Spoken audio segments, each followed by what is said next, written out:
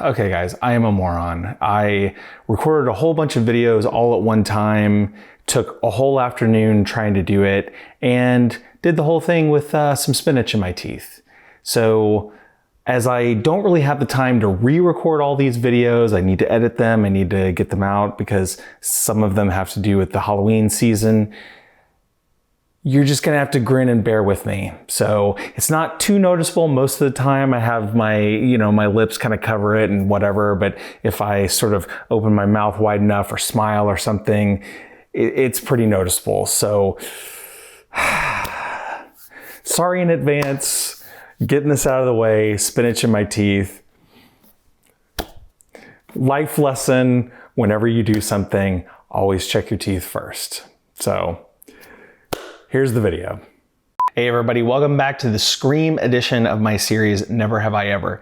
This is going to be a series that will pop up every once in a while where I'll explore franchises that I have either never seen a single entry of, or that maybe I've only seen one entry in.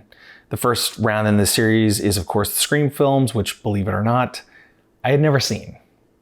Before I get too far into this video though, I do want to say that all of these Never Have I Ever videos could have spoilers. This is not a spoiler-free zone. I will talk about anything and everything I want to in these films and might mention things from other films in the series. So if you want to go into them fresh, as much as it pains me to see you go, feel free to click off this video right now. All right, that was your fair warning. Let's get into Scream 2. Scream 2 is a 1997 horror film directed by Wes Craven and starring Neve Campbell, Courtney Cox, David Arquette, Jamie Kennedy, Elise Neal, Jerry O'Connell, Laurie Metcalf, Liev Schreiber, Timothy Olyphant, Roger Jackson as the voice, Omar Epps, Jada Pinkett-Smith, and more. In Scream 2, the Ghostface killer returns to stalk Sidney Prescott and her friends at college. So Scream 2 comes out 1 year after the original, so you can tell Dimension was in a huge hurry to capitalize off of the absolute phenomenon that Scream was. The obvious progression, of course, is to have these characters go off to college. So two of the survivors of the previous massacre, Sydney and Randy, end up at the same college, living their lives. In the film, several years have passed, and there has even been a film made within the film, Stab. In fact, like the opening of the original Scream, Scream 2 opens with two people, in this case, Jada Pinkett-Smith and Omar Epps' characters, who are only sort of vaguely associated with Sidney Prescott being killed by the Ghostface killer at the premiere of Stab. Just as a little aside, the premiere of Stab, or at least the exterior shots, happened at the Rialto Theater in Pasadena, which has been used in a lot of other films, including La La Land. Unfortunately, the Rialto has been in pretty poor condition for some time, and they mainly rent it out as a facade these days. There's no movies being shown there anymore. Okay, back to Scream 2. So now that the killer has set in motion the cycle again, Sydney immediately goes into PTSD mode as she remembers all the events from a few years earlier, as the press, including Gale Weathers, descends on the campus of Windsor College. Ghostface starts picking people off, some of whom are friends with Sydney and others who just seem to be in her general vicinity, until we get yet another showdown between final girl Sidney Prescott and the new Ghostface. I'm just going to say this up front and get it out of the way. I think this was my favorite of the four films.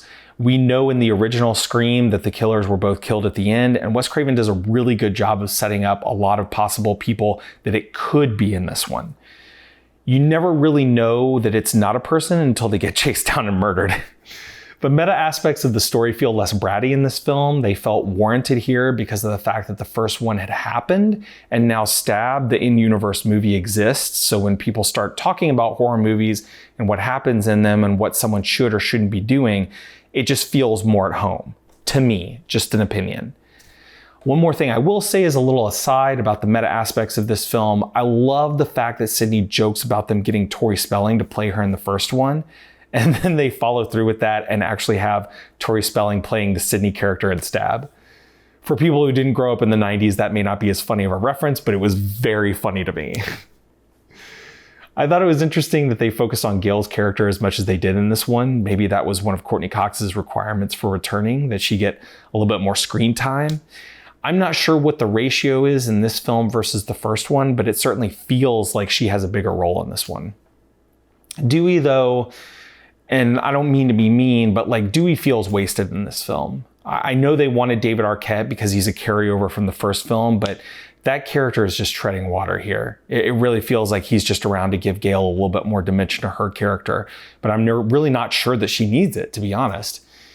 In the third film, his presence makes a lot more sense, but this one, it's just like, hey, this guy is back. I mean, I think he's in this one more to be a misdirect than anything. I will say that Liev Schreiber as Cotton Weary was a really good holdover from the first one. In the first film, we just sort of hear about him and we only see him in some news footage. And then after being freed, after the events of the first film, he shows up in the second film as a full-fledged character. So I feel like Kevin Williamson, at the very least, must have recognized that that character might factor into the future films if there were any. So good on them for getting him on camera in the first one. I love the fact too that he's just like a fame-hungry guy. Like all he wants is to be on TV and make deals in Hollywood.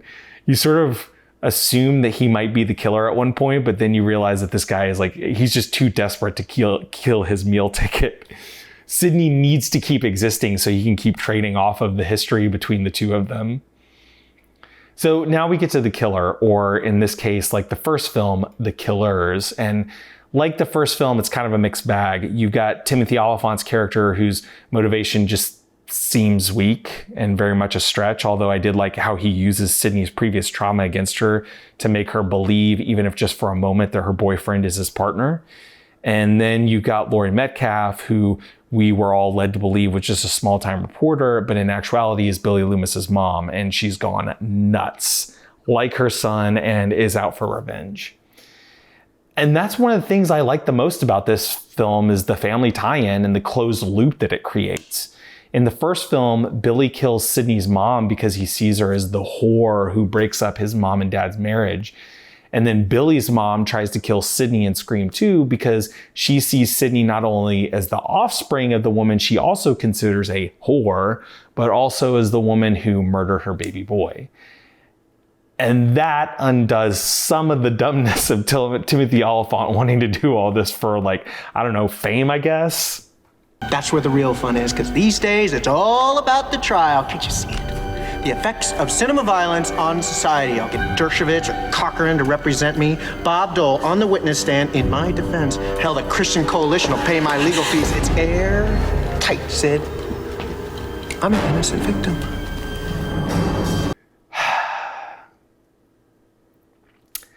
You know, just as an aside, it's like, Is Cotton Weary the smartest character in this whole franchise?